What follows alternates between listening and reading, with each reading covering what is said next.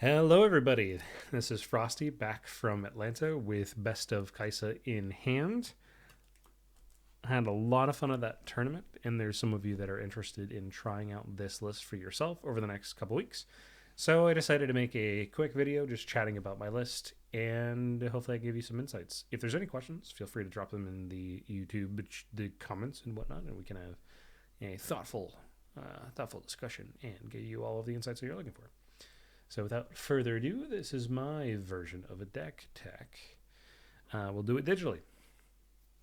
We're playing Kaisa Survivor. We're using, we're playing Kaisa with Kaisa Survivor in the Champion Zone. This is one of a few 4 energy, 4 might units, which are incredibly efficient with a great conquer effect and ability to be accelerated.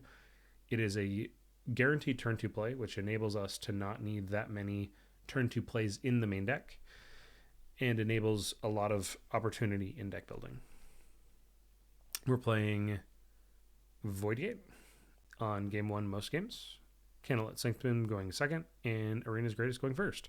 I think I only lost my Arena's Greatest game to Coco and LNZQ. Every other matchup, I always won the game.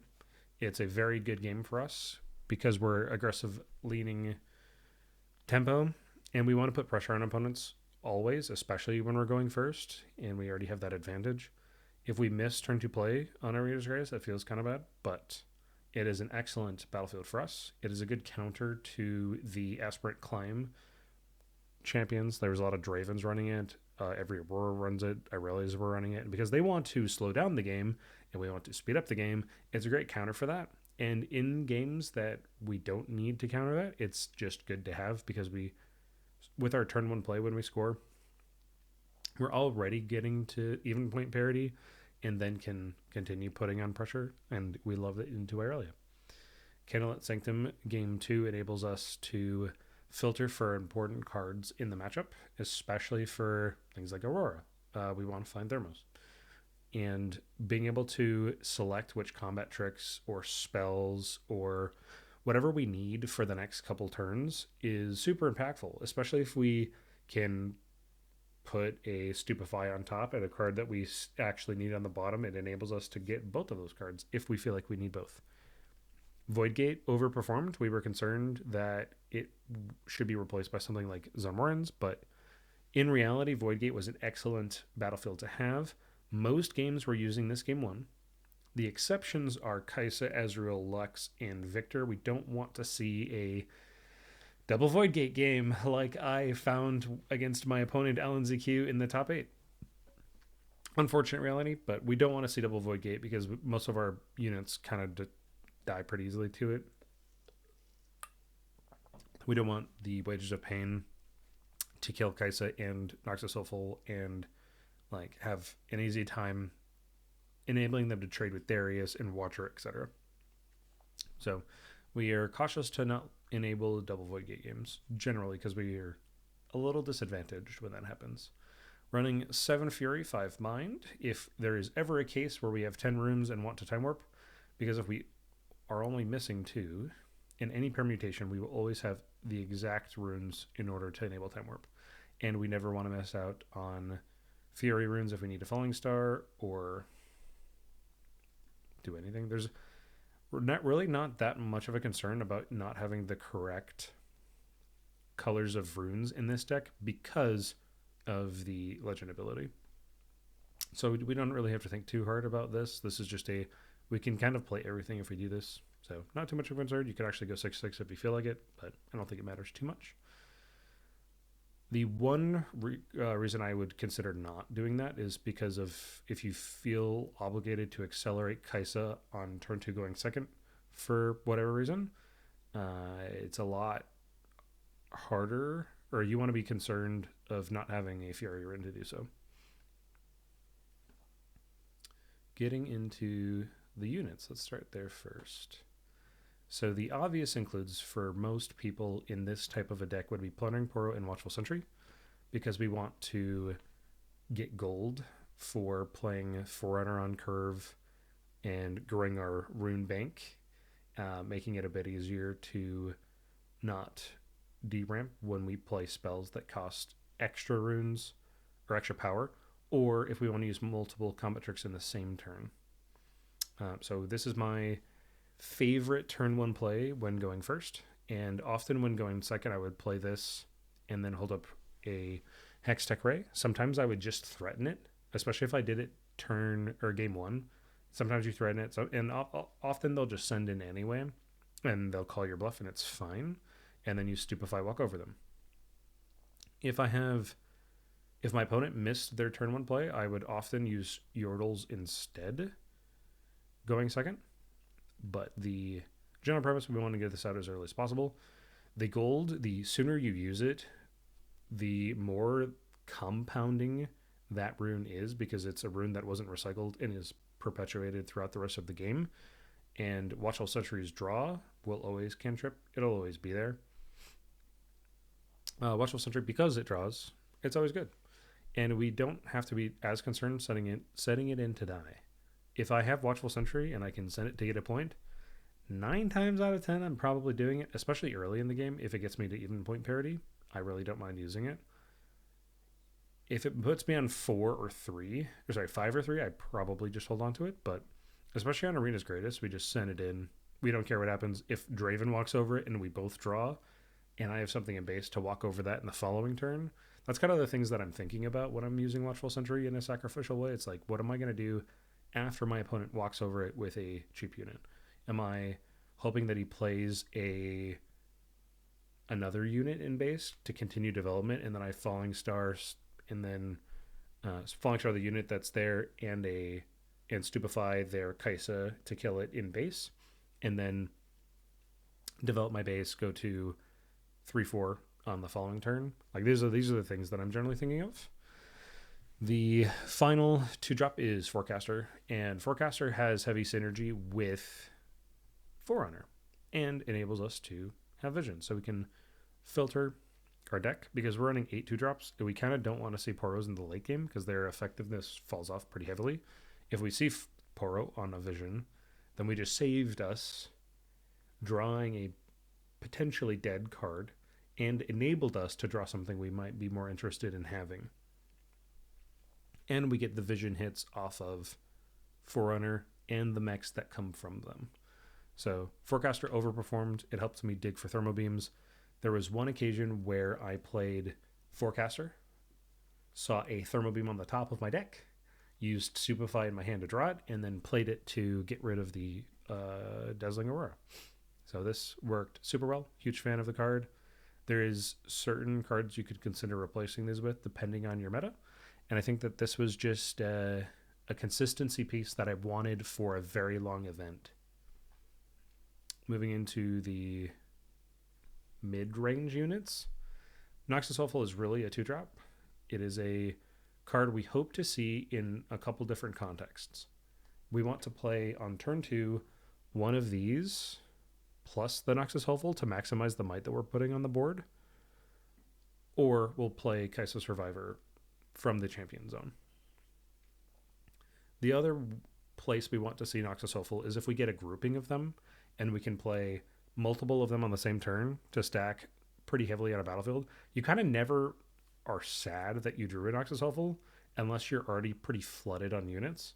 This card is super efficient, and the premise of this deck is to play really good cards that are very consistent. So you can never really go wrong with a 4 might unit for 2 energy. Love the card, performed super well, especially when I was able to play 3 of them on the same turn. It was a good time. The next, I suppose we kind of quickly glossed over the Lecturing Yordle, which just is a easy curve cantripping 3 energy unit, and our opponents will often forget that it has tank. And my opponents did end up making that mistake during the event and lost some might unnecessarily because of it. The cantripping nature is awesome. I love seeing it going second, especially when my opponent misses their turn 1 play. And I will often sub the 3rd Lecturing Yordle in going second post board in place of a Forecaster, especially since we're playing Candlelit Sanctum on that game. We want extra card draw, so if we conquer Candlelight Sanctum, see what's there, play Yordle to draw one of them. That can be very powerful. And we need Forecaster a bit less because we're playing Candlelit Sanctum. Darius Trifarian was a one of in the deck originally, and Alan ZQ recommended putting in a second one because it was very good in the metagame. It is a way that we can get over the Aurelia Fervents with cleaves and other tools, smoke screens and whatnot. And it is just generally good in the meta because it's also a pseudo accelerate unit that is good for getting lethal. My third game on stream was I played Darius and used a Hextech Ray, I top decked the Hextech Ray and then played him, pushed him, and then won. So that was awesome. It was a good time. Forerunner is one of the best cards in the deck and is kind of how we're building the deck around. We kind of want to turn 1 play, turn 2 Noxus Hopeful play, and or Kaisa into Forerunner on curve. And ideally we have a gold from the Poro to do so. That way we don't have to deramp when we do it.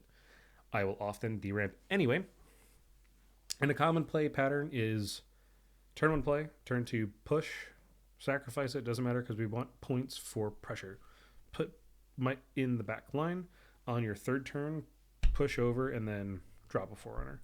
That way our opponent has to expend resources getting over the Forerunner, and then we have 2 mechs to respond a counterattack on the following turn. Multiple Forerunners is totally fine to see if we're allowed to play them, because it costs tempo to put this card in the field, and then it returns its investment later on, which makes it so efficient. If this gets rebuked on their turn 4, we're totally fine because they deramped twice to do it, and then we can replay it the following turn. And we really don't mind that much. We can spend a little bit of tempo replaying this card, and it's really not as bad as a lot of units using Rebuke really early. 1002 Watcher and Time Warp are primary closing tools. If you have Warp, no Watcher, you have to consider whether or not you're in to win because of you have plenty of other might on the board. Or if you do have one of these, you setting up for lethal will typically take a couple turns. We have the lethal turn, which is I'm pushing with Watcher with other creatures while I accelerate Watcher to win, or we're playing Warp to go in steal a game. Prepping for lethal typically is getting to 6 points and then building base and executing a lethal. So if we're on 7, pushing and warping is kind of obvious, right? The turn before, or the turn after going to 6, your opponent's turn after you go to 6, you're hoping to tax their resources as much as you can so they have less things to use on defense when you're pushing for the endgame. And you saw me on stream using extra things to force my opponent to drop down beneath 2 so that there's no hard bargain, there's no spinning axe, there's no concerns about them using other things. Often I would tax my opponent's runes so that my offense the next turn was more viable, because we have the Darius effect, we have cleaves for assault, we have the ability to play Falling Star and then push, so we have a lot more control on offense, which is another reason we want to go from 1 to 2, 2 to 4, 4 to 6, 6 to 8. There's one game where I double warp to win, and gold lets us do that from 10 now. So you can either do that from 11, or if you have a gold, you can do it from 10. So you have a couple different ways to set up a double warp now if you happen to draw them both. Conveniently, this many higher end cards isn't really bricky anymore compared to having double rain, double warp in Watchers.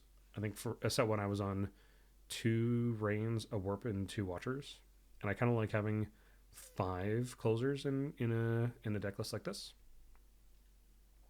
So closers. I hope that is relatively straightforward, and if you have questions about any of those, please feel free to comment below. Let's talk about spells and combat tracks. Falling Star is one of the best cards in the deck. one of the most efficient cards, and Kaisa's the best taking advantage of it because she doesn't have to pay one of the power costs. We have the advantage of being able to very efficiently go up in value by taking out 2 of their cards for the cost of 1 of ours. It's great on offense. It is excellent when paired with Stupefy or Smokescreen to take out Kaiser survivors and bigger threats, which is one reason I have extra Smokescreens in the deck. This card is always good. I don't think there's ever a game I'm removing them with my particular sideboard. If you had a different sideboard package, you can consider taking these out in the Aurora games, but Falling Star, Smokescreen, in certain cases, even though you're recycling more and potentially using them on Deflect, is a great way to take out Irelia Fervent. When setting up for lethal, and I have units in base, I can do a couple of things. I could push with Watcher, get them to break GA, and then Falling Star Irelia in base. We Falling Star Stella Corn Herders. We do a lot of those kind of things. Or if we have 6 points, we just need to remove stuff off the field. Don't really care how many deflect costs we're paying, and then push for the win. Action speed stuff and reaction speed stuff. Smokescreen. The second Smokescreen was a flavor piece for me, and the second Bellows was a flavor piece for me. The Cleaves, the Forecasters, and the Dariuses. The second Darius was a recommendation from LNZQ. I think people tend to disrespect Smokescreen, and most people didn't expect a second Smokescreen. People did not expect 2 Cleaves, and it was great. People might expect those now that Atlanta has occurred, so the strength of that might have diminished a little bit, but I surprised a lot of opponents with that, and surprise factor can win games. So if you're trying to surprise your opponent, you might have to do a little bit of tweaking to the deck. Hextech Ray is one of the best cards to use early, and a great pair with Smokescreen to kill Watchers. The efficiency of these is incredible because we can ignore the power cost often. Bellows Breath overperformed on the weekend, especially on Void Gate games. Watcher Bellows was a combo that I really enjoyed using during my games on Ezreal, so I ended up swapping Piercing Light for a second Bellows. Really big fan of this card, had a lot of fun with it. Was very impactful into the go wide decks, especially into my Victor matchup. Stupefy is a card that lets us dig for thermos. It is a cantripping might reduction. We can get over our opponent's turn 1 play by pushing with Poro, stupefying our opponent, and then playing Noxus Hopeful. That's an excellent turn 2 play. I've done it several times. And then we also can hold up a Hextech Ray afterwards. So if you have this interesting combination of cards, you can do that. The Cleaves, obviously we can only use these on offense, are great into an Irelia-dominated meta. They're also particularly good into Draven. Draven was not expecting the volume of combat tricks that I had. Not having Reaver Zero meant Cleave was just stronger because my opponent had less opportunity to dodge combat. That's one reason we have a lot of extra combat tricks. Retreat's probably the worst card in the deck and should be a good consideration if you wanted to tweak the deck list to do something unique. Retreat's excellent in the mirror. It's pretty solid into the heavy removal decks. It is okay into Draven because we can remove something and replay it and ramp because of it. And ramping early is nice. We have the opportunity to play Yordle, retreat Yordle, play him again if we're digging for thermal beams into the Aurora matchup or Azir or something like that. That costs a lot of tempo, so you really have to be in a good spot to do stuff like that. This was a lot stronger with Dreaming Tree, and if I knew I wasn't going to sing a single mirror, I would have definitely cut it for something else. Retreat was the common board out for a lot of different decks that I didn't end up seeing, but Retreat. Being able to replay something after our opponent tried to do something like dodge combat when my opponent's Draven or Darius, they accelerate something and I respond to axe equipment or something like that with Retreat to prevent my opponent from drawing a card and then having a valuable like Kai'Sa Survivor back in my hand can be good. There's opportunities for Retreat to shine, but it's generally the worst card in the deck when we have this volume of very good cards. Let's talk about our sideboarding strategy, something I think a lot of people are interested in. The thermal beams are probably the most straightforward. We want it to kill gear. It is incredibly impactful into the Aurora matchup, in which we are boarding in all 5 of these because we want to maximize dig, and we do not need the Bellows Breaths or the Hextech Race. So we board these 5 for these 5. Into Irelia, I'm putting in both thermal beams for both Bellows Breaths because we don't need them. Into Draven, we don't need the thermals, but everything else can go in.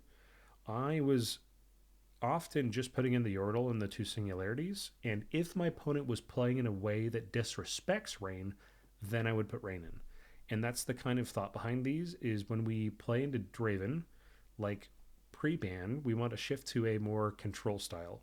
That flavor of deck tends to be better.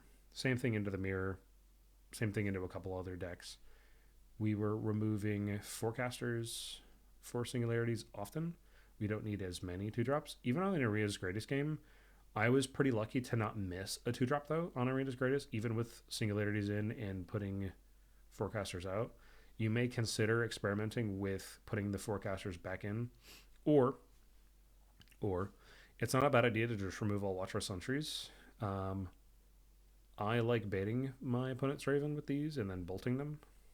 So there's good things here. And again, this cantrip. So if my opponent kills this and draws, and I also draw, and my cards are better than his, I don't really mind in a lot of cases, because I can use these 2-drops to gain point tempo and pressure my opponent. So the progress days were largely to dig for stuff. If there's a matchup we want to dig, or if we're playing into heavy removal like Ezreal, Kai'Sa, Victor, Lux, those types of decks. In my Victor matchup, I think I removed 2 smoke screens and put in the singularities because of the way his deck felt. Who's very reliant on Watcher. I also put in the Rain for a Watcher. Watcher is definitely removable in that matchup. Alternatively, Darius is very removable in that matchup because of Hidden Blades and Call the Weeks.